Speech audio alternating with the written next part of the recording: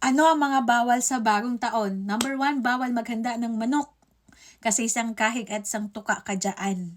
And pangalawa po, mga basag-basag na mga gamit po ay wala na po sa inyong tahanan.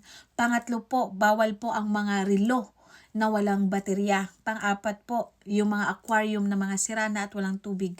At saka po kalendaryo na talagang wala na, dapat mga bagong kalendaryo. Kung pwede, wala po dapat kalendaryo at wall clock. Yan po ang wala talaga ako sa aking Bible.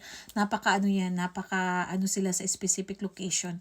And especially po, bawal ka magpaiyak ng bata, bawal kayo mag-away, bawal dapat na walang laman ang inyong yung sinaing, dapat may laman talaga.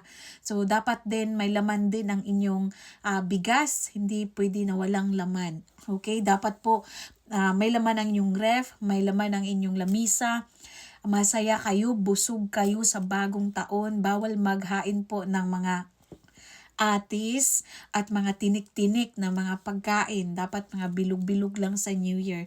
At dapat bawal ka nakasimangot, bawal ka magbigay ng pera yung taong pupunta sa inyo na maghingi ng pera, bawal yun. Okay lang po magbili ng pampaswerte kasi ina-acquire mo ang swerte sa bagong taon. Kaya tandaan po mabuti, wala lang pong mawawala kung ito po ang inyong subukan. Again po, dapat bago ang walis, hindi po dalhin ang old na walis at mga rag sa bagong taon. Dapat po yan ay nakatapon na po talaga. Again, sa pagyakap po ng pampaswerte, lubusin nyo na.